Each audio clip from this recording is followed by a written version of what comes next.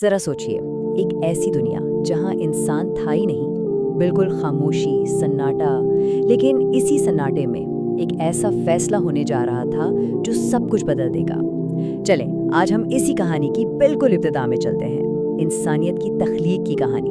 और फिर ये अल्फाज गूंजे, मैं ज़मीन पर अपना एक नुमाइंदा भेजना चाहता हूँ। ये कोई आम बात नहीं थी, ये वो फरमान था जो फरिश्तों की महफिल में सुनाया गया। और बस इसी एक जुमले से वो अजीम दास्तान शुरू हुई जिसे हम सब जानते हैं। एक ऐसा ऐलान जिसने सच पूछिए तो कायनात की तकदीर ही बदल कर रख दी। तो अब ये ऐलान सुनकर फरिश्तों के दरमियान क्या हुआ होगा? उनके लिए तो ये एक अजीब ही बात थी, क्योंकि वो तो सिर्फ इबादत के लिए बनाए गए थे। तो उनके जहन में एक सवाल उठा। चलें देखते हैं कि उन्होंने इस खुदाई मंसूबे पर क्या रद्द अमल दिखाया। देखें, यहाँ एक बात समझना ज़रूरी है।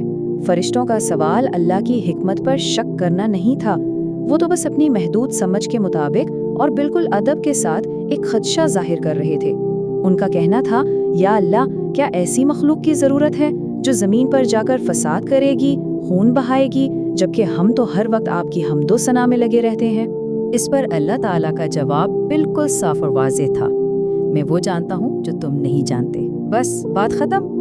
ये कोई बहस नहीं थी, ये तो खुदाई इल्म का इजहार था। और कहते हैं कि इस जवाब की हैबत ऐसी थी कि फरिश्ते कांप गए। उन्हें अपनी हद का एहसास हुआ और उन्होंने फौरन अपने सवाल पर तौबा की। तो अब शुरू हुआ इंसान की तख्लीक के लिए मट्टी लाने का मिशन। बड़ा दिलचस्प किस्सा है। अल्लाह ताला ने अपने 4 बड़े फरिश्तों को एक के बाद एक भेजा। पहले जिब्राईल गए, फिर मीकाएल और फिर इसराफील। लेकिन हुआ ये कि तीनों ही ज़मीन की फरियाद सुनकर उनका दिल नरम पड़ गया और वो नाकाम वापस आ गए।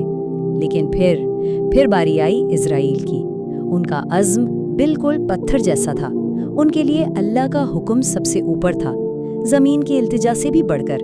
वो कामयाब हुए और इसी साबित कदमी और इताअत के सिले में उन्हें वो जिम्मेदारी मिली जो कायनात में किसी और के पास नहीं, रूह कब्ज़ करने की, यानी मलिकुल मौत का मनसब। मिट्टी आ गई, अब तख्लीक का अगला मरहला शुरू होना था। इस बेजान मिट्टी से एक जिस्म बनाया गया और आप ये समझ लें कि इसी के साथ कायनात की सबसे बड़ी आजमाइश की बुनियाद भी रखी जा रही थी। जरा सोचिए इस मंजर के बारे में। आदम का बेजान जिस्म जन्नत में है। सब फरिश्ते हैरानी से इस नई मखलूक को देख रहे हैं, लेकिन उनके बीच उनका सरदार इज़ाज़ील भी खड़ा है। हाँ, वही इज़ाज़ील जो अभी इब्लीस नहीं बना था। वो इस जिस्म को हकारत से देखता है, उसे मिट्टी का एक खोखला पुतला समझता है और उसका मजाक उड़ाता है। उसे क्या खबर थी कि यही तकब्बुर उसके ज़वाल की वजह बनने वाला है। और फिर वो लम्हा आया जिसने सब कुछ बदल दिया।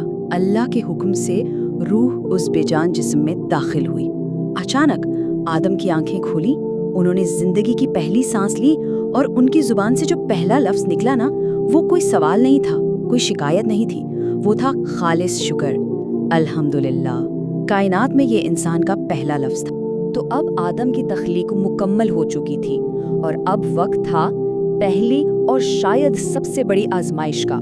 जितने भी फरिश्ते थे उन सबको उनके सरदार अज़ाज़ील समेत एक बिल्कुल साफ और सीधा हुक्म दिया गया। ऐसा हुक्म जिसने आगे चलकर इताअत और तकब्बुर के बीच एक लकीर खींच देनी थी। और बस इसी लम्हे इताअत और बगावत का फर्क बिल्कुल सामने आ गया।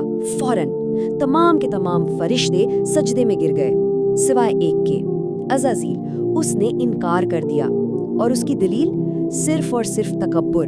उसने कहा, मैं आग से बना हूँ और ये मिट्टी से, मैं इससे बेहतर हूँ। यानी उसने अपनी छोटी सी मंतिक को अपने खालिक के हुक्म से ऊपर रखा और यही उसकी सबसे बड़ी गलती थी। इस नाफरमानी का नतीजा फौरी और बहुत सख्त निकला। इज़ाज़ील को जन्नत से निकाल दिया गया। इसका नाम बदलकर इब्लीस रख दिया गया, यानी मायूस हो जाने वाला। लेकिन देखें, अपने इस ज़वाल के वक्त भी उसने हार नहीं मानी। उसने मोहलत मांगी। 2 चीज़ें मांगी, एक क़यामत तक की ज़िंदगी और दूसरा इंसान को बहकाने की ताकत। इसको ये दोनों चीज़ें मिल तो गईं, लेकिन इसके साथ ही अल्लाह ने अपनी रहमत का दरवाज़ा भी खुला रखा। एक वादा किया कि जो कोई भी सच्ची तौबा करेगा उसे माफ़ कर दिया जाएगा। تو اب بغاوت کا قصہ تو ختم ہوا اور کہانی واپس آدم کی طرف آ گئی جنت میں۔ شیطان تو چلا گیا تھا، لیکن جنت کی تمام نعمتوں کے باوجود آدم کی زندگی میں ایک خالی پن تھا، ایک ادھورا پن تھا۔ آدم اکیلے تھے، وہ ایک ایسی کمی محسوس کر رہے تھے جسے جنت کی کوئی چیز پورا نہیں کر پا رہی تھی۔ اور پھر ایک انتہائی رحم کے لمحے میں جب آدم سو رہے تھے تو اللہ نے انہی کی پسلی سے حوا کو تخلیق کیا۔ جب وہ جاگے اور انہوں نے حوا کو دیکھا تو بس وہ تنہائی، وہ خالی پن فوراً ختم ہو گیا اور اس کی جگہ خوشی اور سکون ملے۔ تو اب اس ملاپ کو ایک رسمی شکل دینی تھی۔ اسلامی روایت میں اس کے لیے مہر کا لفظ استعمال ہوتا ہے۔ مہر کیا ہے؟ یہ دولہے کی طرف سے دلہن کو دیا جانے والا ایک لازمی تحفہ ہوتا ہے جو اس کی عزت اور اس کے مقام کی نشانی ہوتا ہے۔ لیکن تاریخ کی اس پہلی شادی کا مہر دنیا کی کسی بھی دولت جیسا نہیں تھا۔ یہ سونا، چاندی، ہیرے جواہرات نہیں تھے۔ آدم کو حکم ہوا کہ وہ آخری نبی محمد صلی اللہ علیہ وآلہ وسلم پر درود بھیجیں۔ سوچئے، اس روحانی تحفے کے ساتھ انسانیت کا پہلا نکاح مکمل ہوا۔ ادھر آدم اور حوا جنت میں خوشی سے رہ رہے تھے، لیکن انہیں کیا خبر تھی کہ جنت کے دروازوں کے باہر ان کا قسم کھایا ہوا دشمن واپسی کا پلان بنا رہا تھا۔ ان کے پاس جنت میں سب کچھ تھا، ہر طرح کی آزادی تھی، بس ایک چیز سے منع کیا گیا تھا۔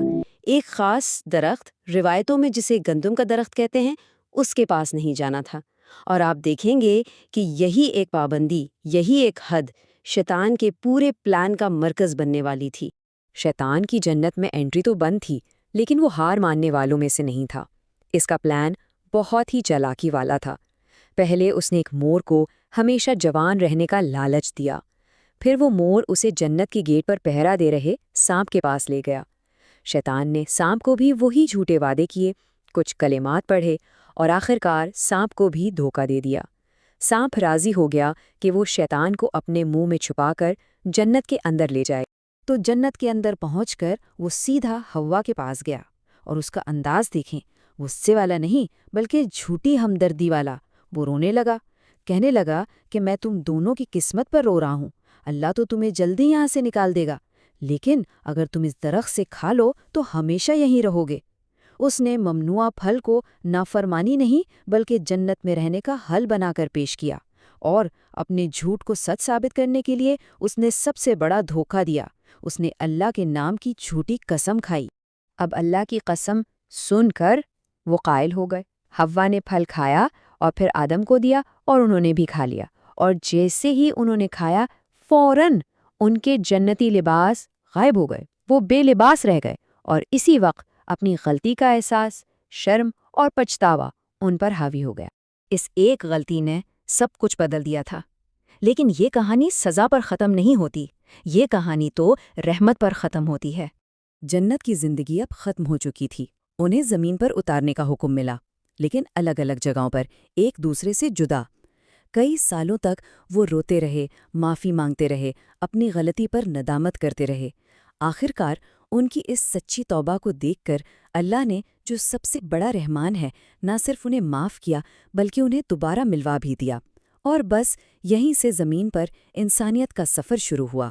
اسی پہلے جوڑے سے ہم سب کی پوری انسانیت کی نسل چلی، اور ان کے سفر نے ہمارے لیے ایک بنیادی اصول قائم کر دیا کہ انسان سے غلطی ہوگی، ضرور ہوگی، لیکن اصل سبق یہ نہیں ہے کہ غلطی نہ ہو، اصل سبق یہ ہے کہ غلطی کے بعد کیا کرنا ہے، یعنی سچے دل سے اللہ کی طرف لوٹنا، اس یقین کے ساتھ کہ اس کی رحمت کا دروازہ کبھی بند نہیں ہوتا۔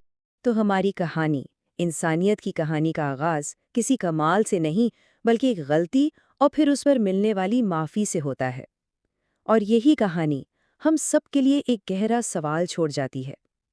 یہ جو غلطی، توبہ اور پھر رحمت کا سلسلہ ہے، یہ سائیکل آج ہماری زندگیوں کو اور ہمارے اپنے آپ کو سمجھنے میں کس طرح مدد دیتا ہے؟